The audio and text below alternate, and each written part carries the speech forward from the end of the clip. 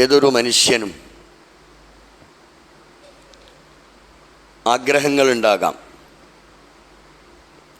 ആഗ്രഹങ്ങളില്ലാത്ത ബുദ്ധിയും വിവേകവുമുള്ള ഒരാളും ഉണ്ടാവുകയില്ല. പ്രത്യേകിച്ച് അന്തസ്സോടുകൂടി ജീവിക്കണം, ഏറെ അഭിമാനത്തോടു കൂടി ജീവിക്കണം എന്ന് തന്നെയാണ് നമ്മുടെയൊക്കെ ആഗ്രഹം. ഒരു വിശ്വാസിയെ സംബന്ധിച്ചിടത്തോളം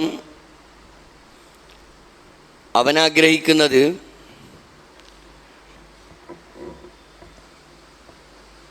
ഏത് സമയവും ഞാൻ മരിക്കും, അതിൻ്റെ ഒരു കാലാവധി നിശ്ചയിക്കപ്പെട്ടിട്ടില്ല. അതെത്രയാണോ അത്രയും കാലം മാന്യമായി ജീവിക്കണം, അന്തസ്സോടുകൂടി ജീവിക്കണം. അള്ളാഹുവിൻ്റെ ഏറ്റവും ഒരു ഇഷ്ടപ്പെട്ട ഒരടിമയായി ജീവിച്ച് അങ്ങനെ തന്നെ മരണപ്പെട്ടു പോകണം എന്നായിരിക്കും ഒരു വിശ്വാസി ആഗ്രഹിക്കുക. അവൻ ആഗ്രഹിക്കേണ്ടതും അങ്ങനെ തന്നെയാണ്. ലാ ഇലാഹ ഇല്ലല്ലാ എന്ന കലിമത്ത് തൗഹീദ് ഉച്ചരിച്ചുകൊണ്ട് വിട പറയണം. അത് എവിടെ കിട്ടും, അല്ലെങ്കിൽ എങ്ങനെ ആണ് അത് സാധിക്കുക എന്നതിനെക്കുറിച്ചാണ് നമ്മൾ മനസ്സിലാക്കേണ്ടത്. അഭിമാനത്തോടു കൂടി ജീവിക്കാൻ, അന്തസ്സോടുകൂടി ജീവിക്കാൻ ഒന്നാമതായി പ്രതാപവും അന്തസ്സും അഭിമാനവും അതെല്ലാം അള്ളാഹുവിൽ നിക്ഷിപ്തമായ ഒരു സംഗതിയാണ്. അടിസ്ഥാനപരമായി നമ്മൾ മനസ്സിലാക്കേണ്ടത് അങ്ങനെയാണ്. അള്ളാഹുവിൽ തന്നെ നിക്ഷിപ്തമായ അന്തസ്സും അഭിമാനവും അത് നേടിയെടുക്കാൻ എന്ത് വഴിയുണ്ട്?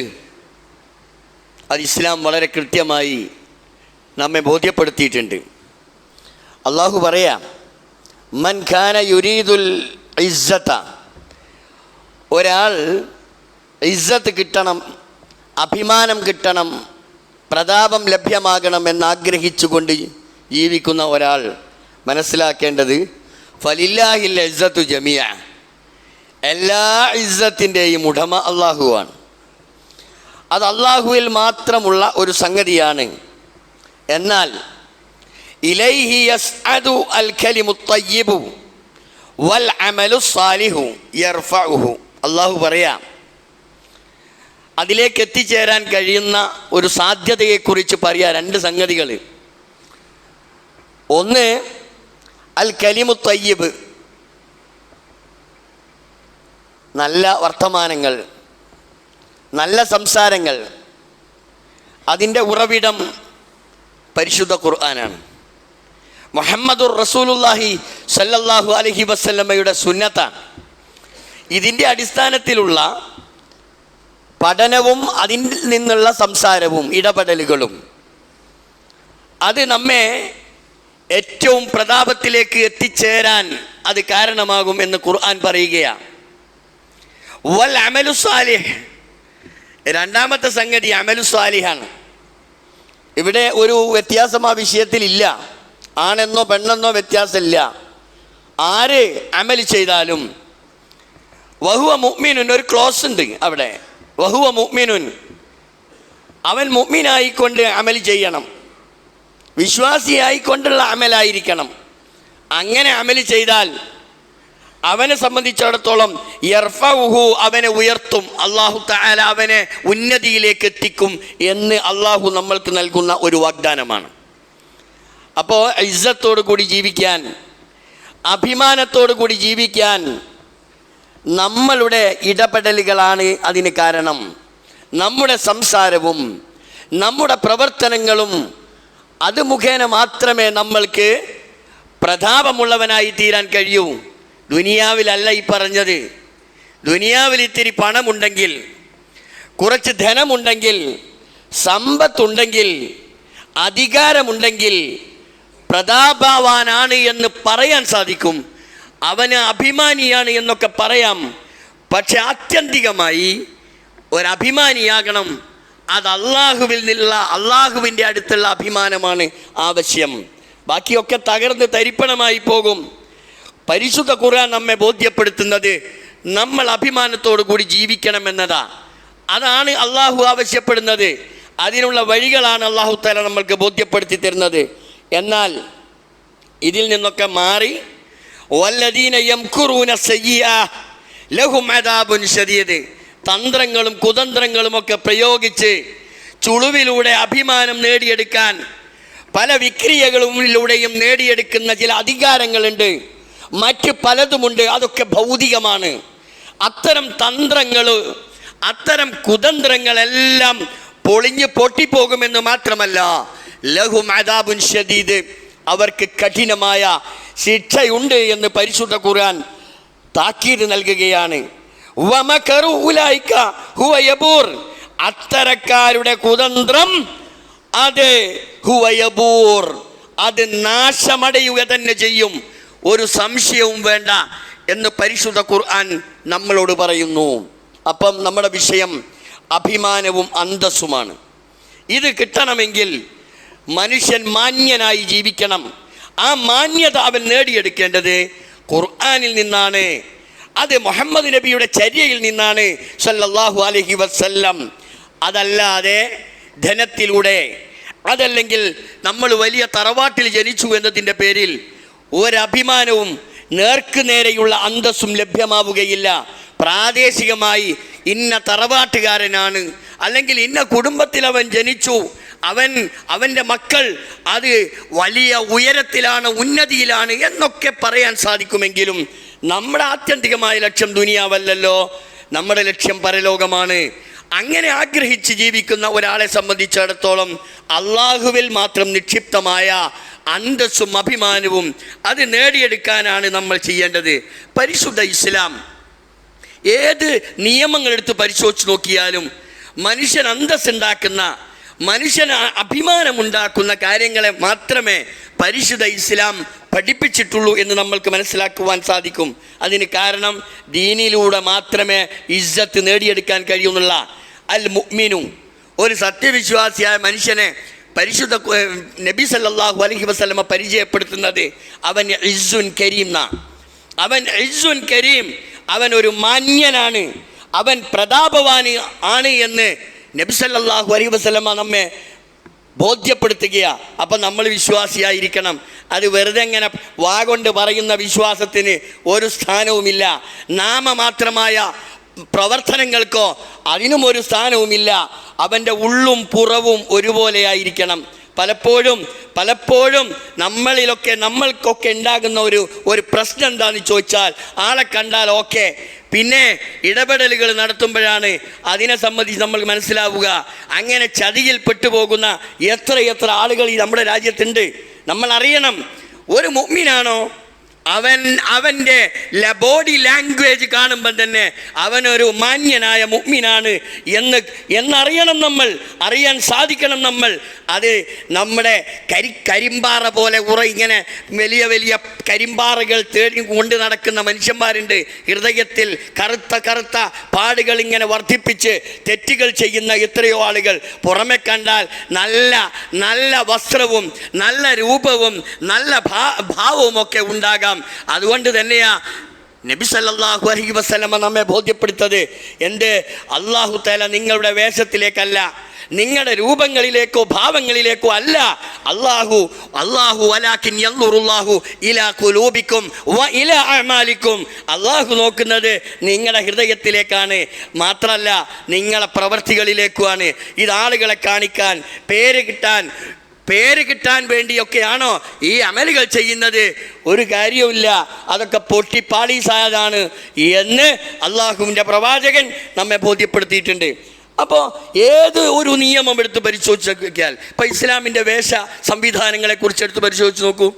ഇസ്ലാമിൻ്റെ വേഷം ഇവിടെ ഇന്നിപ്പോൾ ഈ കാലഘട്ടത്തിൽ ഇപ്പോൾ 1-2 മാസമായി ഏറ്റവും കൂടുതൽ നമ്മുടെ രാജ്യത്ത് ചർച്ച ചെയ്യപ്പെട്ടുകൊണ്ടിരിക്കുന്ന ഒരു വിഷയമായത് നമ്മുടെ വസ്ത്ര സംസ്കാരവുമായിട്ടുള്ള പ്രശ്നങ്ങൾ. എന്തുകൊണ്ട് നമ്മുടെ സ്ത്രീകൾ പീഡിപ്പിക്കപ്പെടുന്നു? നമ്മുടെ രാജ്യത്തെ സ്ത്രീകൾ എന്തുകൊണ്ട് ഇത്തരത്തിലുള്ള വലിയ വലിയ പ്രശ്നങ്ങളിൽ അകപ്പെടുന്നു എന്നൊക്കെ ചോദിക്കുമ്പോൾ അതിൻ്റെയൊക്കെ അടിസ്ഥാനം നമ്മൾ ഒരു പോയിന്റിലേക്കാണ് എത്തിച്ചേരുക. ആ സ്ത്രീകൾക്ക് ഇസ്ലാം നിശ്ചയിച്ചിട്ടുള്ള നിയമവ്യവസ്ഥകളുണ്ട്. ആ നിയമവ്യവസ്ഥകൾ പാലിക്കാതെ ഇഷ്ടത്തിനനുസരിച്ച് ജീവിക്കുന്ന ഒരു സംവിധാനത്തിലേക്ക് മാറുന്നത് കൊണ്ടാണ് ഇങ്ങനെയൊക്കെ പ്രശ്നങ്ങൾ ഉണ്ടാകുന്നത്, അല്ലേ? ഇസ്ലാമിൻ്റെ വേഷ സംസ്കാരം അല്ലെങ്കിൽ വസ്ത്ര സംസ്കാരം അതെന്തുമാത്രം കൃത്യമാണ് എന്ന് നമ്മൾക്കത് പഠിക്കുമ്പോൾ നമുക്ക് കൃത്യമായി ബോധ്യപ്പെടും. ആ കൃത്യമായി പഠിപ്പിച്ച സംസ്കാരം ഉൾക്കൊള്ളാതിരിക്കുമ്പോഴാണ് പ്രശ്നങ്ങൾ ഉണ്ടാകുന്നത്. എന്നിട്ട് ഇസ്ലാമിനെ പഴിചാരിയിട്ട് എന്താ കാര്യം?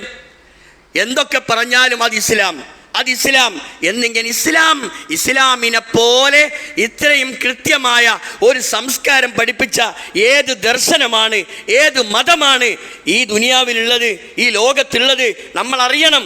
ഏതേത് വിഷയങ്ങൾ നമ്മൾ എടുത്ത് പരിശോധിച്ച് നോക്കൂ. ആദർശ പ്രതിബദ്ധത എന്ന് പറഞ്ഞൊരു സാധനമുണ്ട്. ആദർശ പ്രതിബദ്ധത എന്നത് അത് ഏതെങ്കിലും സംഘടനകളുടെ ആദർശമല്ല ഞാൻ ഈ പറഞ്ഞത്. സംഘടനകളുടെ സങ്കുചിതത്വത്തിലുള്ള പ്രതിബദ്ധതയല്ല, മറിച്ച് ഇസ്ലാമിനൊരാദർശമുണ്ട്. ആ ഇസ്ലാമിൻ്റെ ആദർശത്തോടുള്ള പ്രതിബദ്ധത, അതിൽ നിന്ന് നമ്മൾ വഴിമാറിപ്പോകുമ്പോൾ ഈ ജാതി പ്രശ്നങ്ങളൊക്കെ ഉണ്ടാകും.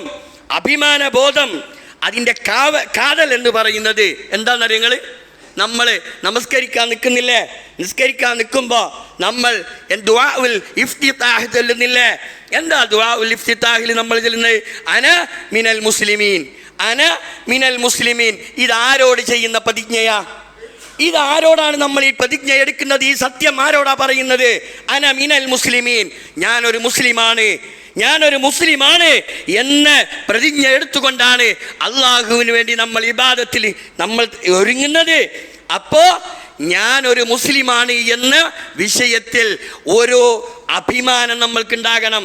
ആരുടെ ഇടയിലേക്ക് കയറി ചെന്നാലും ആദർശ പ്രതിബദ്ധതയോടുകൂടി ഒരു മുസ്ലിമാണെന്ന് പറയാൻ കഴിയണം. അവനാ യഥാർത്ഥത്തിലുള്ള മുസ്ലിമും മുഅ്മിനും എന്ന് പരിശുദ്ധ ഖുർആൻ അടയാളപ്പെടുത്തിയിട്ടുണ്ട്. ചിലപ്പണ്ട് നമ്മൾ പല സദസ്സിലും കയറിപ്പോകുന്നവരാ. ചില സദസ്സ് കയറിയാൽ പിന്നെ സലാം പറയൂല, കൈകൊണ്ട് കാലം, മറ്റേ കൈകൊണ്ട് ഒരു ആക്ഷൻ, അല്ലെങ്കിൽ ഒരു വേറൊരു തോണ്ടൽ, ഇങ്ങനെയൊക്കെ ആയിട്ട് ചിലപ്പോൾ ആ സലാം പറയാൻ കഴിയില്ല. അവിടെ ഞാനിപ്പോൾ എങ്ങനെയാ സലാം പറയാ? പറ്റൂല.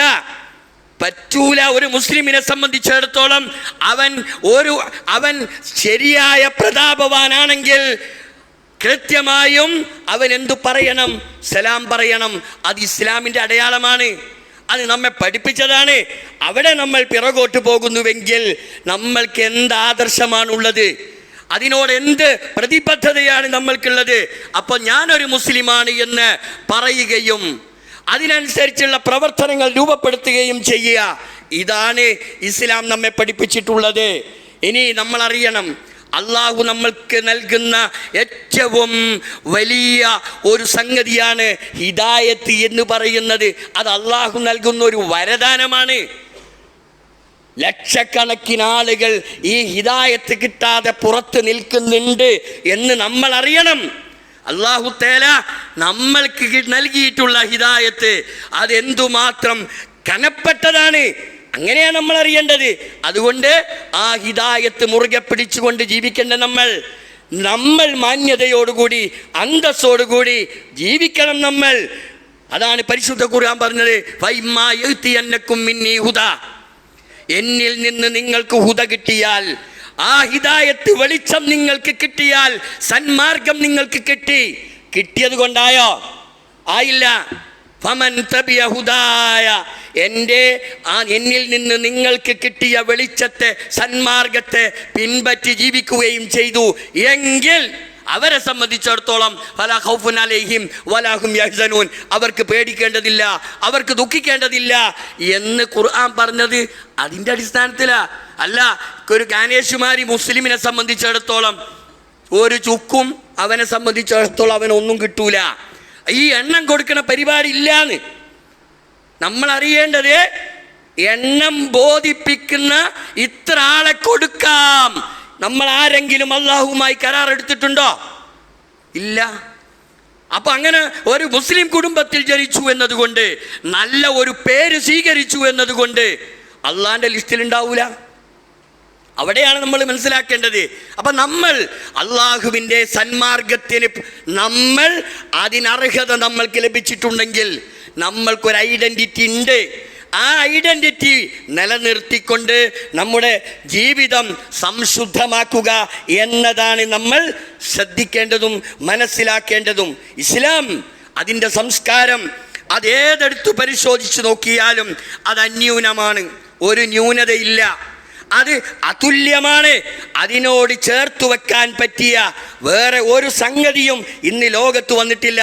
കാരണം ഇത് പഠിപ്പിക്കുന്നത് പരിശുദ്ധ ഖുർആനാണ്. പരിശുദ്ധ ഖുർആനാണ്. ആ പരിശുദ്ധ ഖുർആനിൽ നിന്ന് കൃത്യമായ പാഠം അത് സമൂഹത്തിന് എത്തിച്ചു കൊടുക്കുന്നത് കൊണ്ടാണ് ഇത്തരത്തിലുള്ള അന്യൂനമായ സംസ്കാരം പഠിക്കുന്നത്. റസൂലുള്ളാഹി സ്വല്ലല്ലാഹു അലൈഹി വസല്ലമയുടെ പ്രബോധന കാലഘട്ടത്തിൻ്റെ ആ സമയത്തൊക്കെ എന്തായ പ്രശ്നങ്ങളും അവസ്ഥകളും നമുക്കറിയാമല്ലോ. എങ്ങനെയാണ് വെറും യുദ്ധവും വെറും കാമവും വെറും മദ്യവും മദിരാക്ഷിയുമായി കഴിഞ്ഞുകൂടിയ ജീവിതം തുലച്ച ഒരു ലക്ഷ്യവുമില്ലാതെ അലഞ്ഞു തിരിഞ്ഞ് നടക്കുന്ന ഒരു സമൂഹം. ആ സമൂഹത്തെയാണ് നബി സല്ലല്ലാഹു അലൈഹി വസല്ലമക്ക് കിട്ടിയത്. എന്നിട്ട് എന്താ റസൂലുള്ളാഹി ചെയ്തത്? പരിശുദ്ധ ഖുർആൻ യത്ലു അലൈഹിം ഓതിക്കൊടുത്തു, വയുസക്കീഹിം സംസ്കരിച്ചു, വയുഅല്ലിമുഹുൽ കിതാബ വൽ ഹിക്മ ഹിക്മത്ത് പഠിപ്പിച്ചു കൊടുത്തു, കിതാബ് പഠിപ്പിച്ചു കൊടുത്തു. അങ്ങനെയാണ് വന്ധ്യവും ഊഷരവുമായ മരുഭൂമിയുടെ മക്കളെ മുഴു സംസ്കാരങ്ങളെയും വെല്ലുന്ന ഒരു പുതുപുത്തൻ സംസ്കാരത്തിൻ്റെ വാഹകരാക്കി മാറ്റിയ പ്രവാചകൻ സല്ലല്ലാഹു അലൈഹി വസല്ലമ ചുരുങ്ങിയ ഈ 23 കൊല്ലം കൊണ്ടാ. നമ്മൾ അറിയണം, ആ പണി ഏൽപ്പിച്ചത് നമ്മളെ. ഇനി അവിടെയാണ് നമ്മൾ ചിന്തിക്കേണ്ടത്. റസൂലുള്ളാഹി പോയി, ഇനി ഒരു പ്രവാചകൻ വരാനില്ല, ഇനി ഒരു വേദഗ്രന്ഥം വരാനില്ല. ഈ രാജ്യത്ത് ഈ ലോകത്തേക്ക് വരുന്ന ഓരോരുത്തരെയും അഭിമാന ബോധമുള്ളവരാക്കി മാറ്റാൻ, അന്തസ്സുള്ളവരാക്കി മാറ്റാൻ റസൂലുള്ളാഹി നമ്മെ ഏൽപ്പിച്ചു പോയി.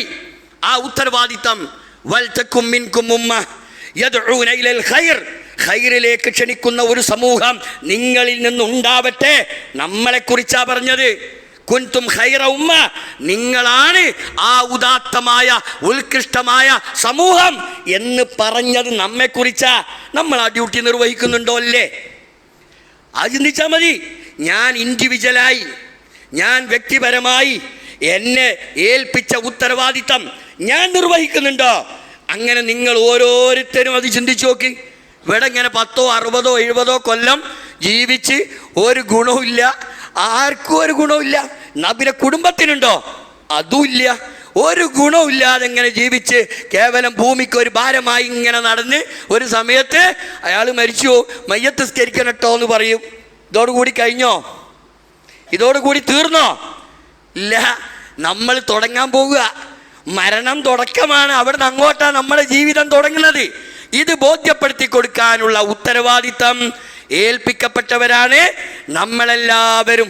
അപ്പോൾ പരിശുദ്ധ ഖുർആനാകുന്ന ആ വേദഗ്രന്ഥത്തിൽ നിന്ന് കൃത്യമായി പഠിച്ച് അത് ബോധ്യപ്പെടുത്തി കൊടുക്കേണ്ട ഉത്തരവാദിത്തം നമുക്കുണ്ട്. ഇവിടെ ജാതീയതയ്ക്ക് സ്ഥാനമല്ല. നമ്മളറിയണം, ഇവിടെ വിഭാഗീയതയില്ല. വിഭാഗീയതയെയും ജാതീയതയെയും തുടച്ചു മാറ്റിയ ഏക മതം ലോകത്ത് ഇസ്ലാം മാത്രമാ. എന്നാലോ ഇസ്ലാം വിരോധികൾ, നാസ്തികർ ഏത് സന്ദർഭത്തിലും എവിടെങ്കിലും ഒരു പ്രശ്നം ഉണ്ടാകുമ്പോൾ അവിടെ IS റിക്രൂട്ട്മെന്റ്, അവിടെ നാളുകളെ കയറ്റിവിട്ടു, അതാക്കി ഇതാക്കി എന്ന് പറഞ്ഞിട്ട് വലിയ ചർച്ച. എന്നാൽ ഇസ്ലാമിനെ പോലെ കൃത്യമായ നയം വ്യക്തമാക്കിയ ഒരു മതം എവിടെയാണുള്ളത്? പ്രവാചകൻ സല്ലല്ലാഹു അലൈഹി വസല്ലം പറഞ്ഞെന്താ? ലൈസ മിന്ന. ഒരു അഡ്ജസ്റ്റ്മെന്റും ഇല്ല. ലൈസ മിന്ന, നമ്മിൽപ്പെട്ടവനേ അല്ല. ആര്? മൻ ദഅ ഇലൽ അസ്ബിയ്യ, വർഗീയതയിലേക്ക് ക്ഷണിക്കുന്നവൻ, വിഭാഗീയതയിലേക്ക് വിളിച്ചു കൊണ്ടുവരുന്നവൻ നമ്മിൽപ്പെട്ടവനല്ല. ഒന്ന്. രണ്ടാമത് വലൈസ മിന്ന, നമ്മിൽപ്പെട്ടവനേ അല്ല മൻ ഖാതല അലാ അസ്ബിയ്യ, വർഗീയതയുടെ പേരിൽ വിദ്വേഷം വെച്ച് പുലർത്തി ആരെയെങ്കിലും കൊല ചെയ്തിട്ടുണ്ടെങ്കിൽ അവനും നമ്മിൽപ്പെട്ടവനല്ല. തീർന്നില്ല. വലൈസ മിന്ന, നമ്മിൽപ്പെട്ടവനല്ല. മൻ മാത്ത, ഒരുത്തൻ മരിച്ചുപോയി, അലാ അസ്ബിയ്യ, ഇമാതിരി വർഗീയതയുടെയും വിഭാഗീയതയുടെയും ഒക്കെ ആ അവസ്ഥയിൽ ഒരുത്തൻ മരണപ്പെട്ടു പോയാലോ അവനും നമ്മിൽപ്പെട്ടവനല്ല എന്ന് തീർത്തു പറഞ്ഞ ഒരു മതമുണ്ടെങ്കിൽ അത് ഇസ്ലാം മാത്രമാണ്. അപ്പോൾ അഭിമാനത്തോടു കൂടി എങ്ങനെ ജീവിക്കണം ഇത് പഠിപ്പിച്ച ഏകമതം ഇസ്ലാമാണ്. അതിന് നമ്മൾ എന്താ ചെയ്യേണ്ടത്? നമ്മളെ ഏൽപ്പിച്ച ഉത്തരവാദിത്തം കൃത്യമായി നിർവഹിച്ചാൽ മതി. എന്നാൽ ഒരു പ്രശ്നം ഉണ്ടാകൂല. അത് മനസ്സിലാക്കി ഉൾക്കൊണ്ട് തൻ്റെ ഉത്തരവാദിത്തം കൃത്യമായി ബോധ്യപ്പെടുത്തിക്കൊണ്ട് ജീവിക്കണം. നമ്മൾ ഷഹാദത്തില്ലേ, ആദ്യം നമ്മൾ പറഞ്ഞ ഷഹാദത്ത് നമുക്കറിയാലോ. അഷ്ഹദു അല്ലാ ഇലാഹ ഇല്ലല്ലാഹ് വ അഷ്ഹദു അന്ന മുഹമ്മദ റസൂലുള്ളാഹ്. ഈ രണ്ടും ഉള്ളോണ്ട് പറയാനുള്ളതല്ല, വാഗൊണ്ട് പറഞ്ഞു തീർക്കാനുള്ളതല്ല. അത് മരിക്കുന്നത് വരെ അത് ജീവിതത്തിൽ പ്രാവർത്തികമാക്കി അങ്ങ് ജീവിക്കാനുള്ളതാണ്.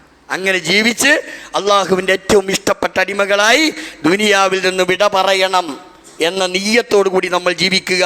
അള്ളാഹു നമ്മെ അനുഗ്രഹിക്കുമാറാവട്ടെ.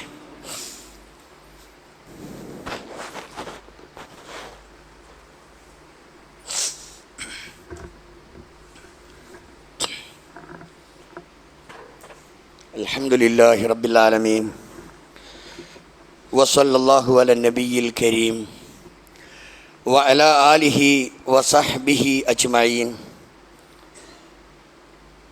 ഇത്തഖുല്ലാഹ സാനിയം ബിത്തഖ്വല്ലാഹ്. പ്രിയപ്പെട്ട സഹോദരങ്ങളെ, അള്ളാഹുവിനെ സൂക്ഷിച്ച് തഖ്വയുള്ളവരായി ജീവിക്കണേ എന്ന് ഒരിക്കൽ കൂടി വസിയത്ത് ചെയ്യുകയാണ്. ഖാല റസൂലുള്ളാഹി സ്വല്ലല്ലാഹു അലൈഹി വസല്ലം ദാക തഅമുൽ ഈമാൻ. ഈമാനിന് ഒരു മാധുര്യമുണ്ട്, ഒരു മധുരം. ഈമാനിന് ഒരു മധുരമുണ്ട്. ആ മധുരം രുചിച്ചവർ ആരാ? മൻ റളീതു ബില്ലാഹി റബ്ബ. മൻ റളീതു ബില്ലാഹി റബ്ബ. റബ്ബിനെ റബ്ബായി നമ്മൾ തൃപ്തിപ്പെട്ടിട്ടുണ്ടോ? വെറുതെ പറഞ്ഞിട്ട് കാര്യമല്ല. എങ്കിൽ അവന് ഈമാനിൻ്റെ മാധുര്യം അനുഭവിച്ചു എന്ന പോരാ. വബിൽ ഇസ്ലാമി ദീന. ഇസ്ലാമിനെ ദീനായിട്ടും അംഗീകരിക്കണം. ചില വിഷയങ്ങൾ എത്തുമ്പം പറയും അത് നമുക്ക് പറ്റൂല, നമ്മൾക്ക് പറ്റാത്തത് നമ്മൾക്ക് ഉൾക്കൊള്ളാൻ ചെയ്യാൻ കഴിയില്ല. അപ്പം അതിന് എത്ര ന്യായങ്ങളാണ് നമ്മൾ പറയാമെന്നറിയോ? ഓരോ വിഷയത്തിലും ഇസ്ലാമിന് വളരെ കൃത്യമായ നിലപാടുണ്ട്. നിലപാടില്ലാത്തൊരു മതമല്ലല്ലോ ഇസ്ലാം. പക്ഷെ നമ്മളെ ജീവിതവുമായി ബന്ധപ്പെട്ട് വരുമ്പോൾ എത്ര ഈമാൻദാരിയായാലും തിരക്കേടില്ല. അവിടെ എത്തുമ്പോൾ പിന്നെ അതൊക്കെ എന്തായി പോവുകയാണ്, ആബിലും കഞ്ഞി പോലെ കുഴച്ച് മറിഞ്ഞങ്ങ് പോകും. അങ്ങനെയാ. അതിന് 100 നാവാ. അതങ്ങനല്ല, ഇതിങ്ങനല്ല, അത് അപ്പുറത്ത് പറഞ്ഞിട്ടുണ്ട്, ഇങ്ങനെ പറഞ്ഞിട്ടുണ്ട്. പിന്നെ ന്യായവും അന്യായവുമായിട്ട് അങ്ങനെ കഴിഞ്ഞു പോവുക. അല്ല, ഇസ്ലാം ഒന്നും എത്ര 2. അതാണ് നമ്മൾ ആദ്യം മനസ്സിലാക്കേണ്ടത്. ഇസ്ലാമിൽ ഏതൊരു വിഷയത്തെ സംബന്ധിച്ചും കൃത്യമായ ഒരു നിലപാടുണ്ടാകും. ആ നിലപാട് എവിടെയെന്ന് കണ്ടെത്തുന്നിടത്താണ് നമ്മളെ പണി. അത് പൂർത്തിയാക്കിയാൽ ഒരു പ്രശ്നവുമില്ല. നമ്മൾ അവിടേക്ക് എത്തുന്നില്ല. അന്ധമായ അനുകരണം അത് പാടില്ല എന്ന് പറഞ്ഞത് ഇതിൻ്റെ അടിസ്ഥാനത്തിലാണ്. ഒരാൾ പറയുന്നത് മുഴുവൻ കേട്ട് അതങ്ങ് വിഴുങ്ങുക, അത് ശരിയോ തെറ്റോ ഇത് പഠിച്ച് മനസ്സിലാക്കുന്ന ജോലിയും ഉത്തരവാദിത്വവും നമ്മൾക്കുള്ളതാ. അതുകൊണ്ട് വബിൽ ഇസ്ലാമി ദീന. ദീൻ ഇസ്ലാമിനെ മതമായി അനുസരിക്കണം, അംഗീകരിക്കണം. കാരണം എന്താണെന്നറിയോ? അള്ളാഹുവിൻ്റെ അടുക്കൽ അള്ളാഹുവിൻ്റെ അടുക്കൽ സ്വീകാര്യമായ മതം ഇന്ന ദീന ഇൻദല്ലാഹ്. അള്ളാഹുവിൻ്റെ അടുക്കൽ സ്വീകാര്യമായ മതം ഇസ്ലാം. അതിലൊരു സംശയമില്ലല്ലോ. അപ്പം അതിനെ ഇസ്ലാമിനെ ദീനായി നമ്മൾ അംഗീകരിക്കണം. വബി മുഹമ്മദിൻ റസൂല. റസൂലുള്ളാഹി സ്വല്ലല്ലാഹു അലൈഹി വസല്ലമയെ അള്ളാഹുവിൻ്റെ അന്തിമ പ്രവാചകനാണ് എന്ന് മനസ്സിലാക്കി റസൂലിനെ ഏൽപ്പിച്ചൊരു സംഗതിയുണ്ട്. അവസാനം മരിക്കണ തൊണ്ടക്കുയിലെത്തി അവസാനത്തെ ശ്വാസം, ആ ശ്വാസത്തിൽ റസൂൽ നമ്മളോടൊരു കാര്യം പറഞ്ഞിട്ടുണ്ട്. തറക്തു ഫീക്കും അംറൈൻ. ഞാൻ നിങ്ങളെ 2 കാര്യം ഏൽപ്പിച്ചിട്ടാണ് പോണത്. നമ്മൾ സാധാരണ വല്ല മുതലും കിട്ടുമോ വല്ല സ്വത്തും കിട്ടുമോ അല്ല എഴുതി കയ്യിലാക്കാനല്ല വഴി മാർഗമുണ്ടോ എന്നിട്ട് അതിങ്ങനെ എനിക്ക് എൻ്റെ തന്ത്രം കൊണ്ട് അത് എൻ്റെ പേരിലേക്ക് എഴുതി കിട്ടാൻ എന്ത് വഴിയുണ്ട് എന്ന് ആലോചിച്ച് നടക്കണ കാലം. എന്നാൽ റസൂലിനൊക്കെ ഒന്നും കൊടുക്കാനില്ല. റസൂലിനൊക്കെ കൊടുക്കാനുള്ള റസൂൽ അവസാനം ഏൽപ്പിച്ചു പോയത് തറക്തു ഫീക്കും അംറൈൻ, 2 കാര്യം നിങ്ങൾ ഏൽപ്പിച്ചിട്ടാണ് ഞാൻ പോണത്. അതിനെ മുറുകെ പിടിച്ചാൽ ലൻ തളില്ലു, നിങ്ങൾ വഴി പേക്കൂല. ലൻ തളില്ലു, നിങ്ങൾ വഴി പേക്കുന്ന പ്രശ്നമല്ല. എന്ത്? ആ 2 കാര്യവും നിങ്ങൾ മുറുകെ പിടിച്ചാൽ, 1 ഖുർആൻ, 2 വസുന്നത്ത് റസൂലി, അള്ളാൻ്റെ റസൂലിൻ്റെ സുന്നത്തുവാണ്. ഇവിടെ സുന്നത്ത് ചെയ്യാൻ ആളുകൾക്ക് എന്തോ ഒരു മടിയ, ബിദ്അത്ത് റെഡിയ, എന്താ അതിനോടുള്ള താല്പര്യം എന്നാ. ഇല്ലാത്ത ഒരു കാര്യം ഉണ്ടാക്കാനും അത് ചെയ്തു കൂട്ടാനും ആളുകൾക്ക് ആവേശമാണ്. അതിന് ഉറക്കൊഴിക്കുന്നു, അതിന് എത്രയോ സമ്പത്ത് ചെലവഴിക്കുന്നു.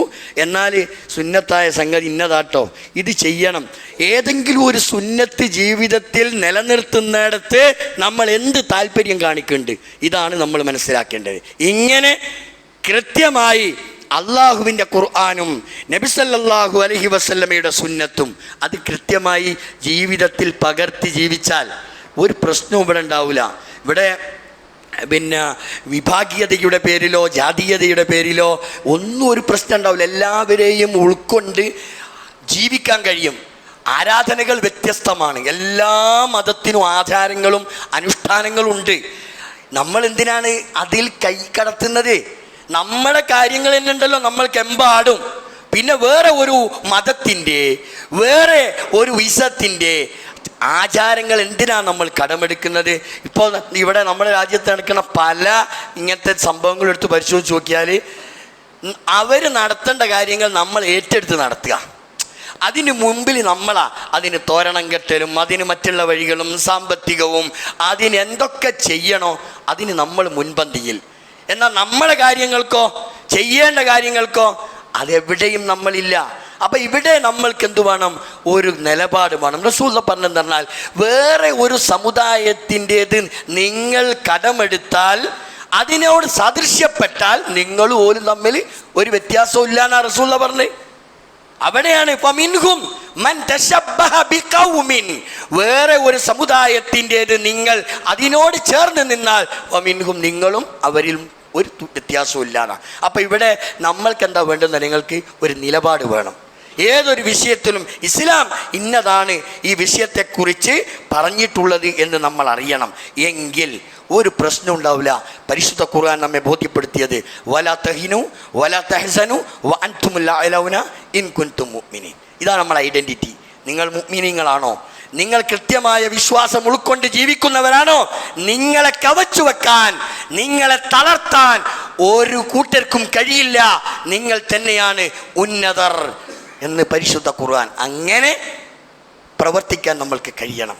ഈമാനോടുകൂടി ജീവിച്ച് ഈമാനോടുകൂടി മരണപ്പെടണം. അത് നിയ്യത്ത് ചെയ്തിട്ടാവണം നമ്മൾ ഓരോരുത്തരും പ്രവർത്തിക്കേണ്ടത്. അങ്ങനെയുള്ളവരിൽ അല്ലാഹു തആല നമ്മെ എല്ലാവരെയും ഉൾപ്പെടുത്തി അനുഗ്രഹിക്കുമാറാവട്ടെ. ഒരുപാട് തെറ്റുകൾ കുറ്റങ്ങളും ഒക്കെ നമ്മുടെ ജീവിതത്തിൽ നമ്മൾ ചെയ്തു പോകുന്നുണ്ടാകാം. അറിഞ്ഞും അറിയാതെയും എല്ലാ തെറ്റുകളും കുറ്റങ്ങളും അല്ലാഹു തആല നമുക്ക് വിട്ടുപുറത്ത് മാപ്പാക്കി തരുമാറാവട്ടെ. രോഗികളായി കിടക്കുന്ന ആളുകളുണ്ട്, കുട്ടികളും മുതിർന്നവരും എല്ലാവരും ആശുപത്രികളിലും വീടുകളിലുമൊക്കെ വേദനകൾ കടിച്ചമർത്തി അങ്ങേയറ്റം വല്ലാത്ത പരീക്ഷണങ്ങൾക്ക് വിധേയമായി കഴിഞ്ഞുകൂടുന്ന ആളുകൾ, പള്ളിയിൽ വരാൻ കഴിയാത്തവർ, അങ്ങനെ നിരവധി അനവധി ആളുകൾ അല്ലാഹു തആല അവരുടെ രോഗങ്ങൾക്കൊക്കെ ശിഫ നൽകി അനുഗ്രഹിക്കുമാറാവട്ടെ. ഓരോ ദിവസവും നമ്മൾക്ക് പ്രിയപ്പെട്ടവർ വേണ്ടപ്പെട്ടവർ അള്ളാഹുവിൻ്റെ വിളിക്ക് ഉത്തരമേകി അള്ളാഹുവിൻ്റെ സന്നിധിയിലേക്ക് ഇങ്ങനെ നടന്ന് നീങ്ങിക്കൊണ്ടിരിക്കുക. നമ്മളും ഏത് സമയവും അള്ളാഹുവിലേക്ക് പോകേണ്ടവരാ.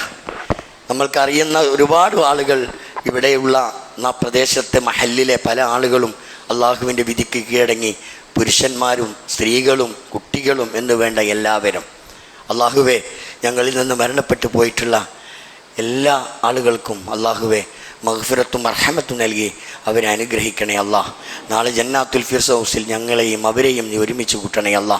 അല്ലാഹുമ്മ ഗ്ഫിർ ലിൽ മുഅ്മിനീന വൽ മുഅ്മിനാത്ത് വൽ മുസ്ലിമീന വൽ മുസ്ലിമാത്ത് അൽ അഹ്യാഇ മിൻഹും വൽ അംവാത്ത് ഇന്നക മുജീബുദ് ദഅവാതി വയാ ഖാദിയൽ ഹാജാത്ത്. റബ്ബനാ ഗ്ഫിർ ലനാ വലി ഇഖ്വാനിന الذين سبقونا بالإيمان فلا تجعل في قلوبنا غلا للذين آمنوا ربنا إنك رؤوف رحيم. اللهم أجرنا من النار، اللهم أجرنا من النار.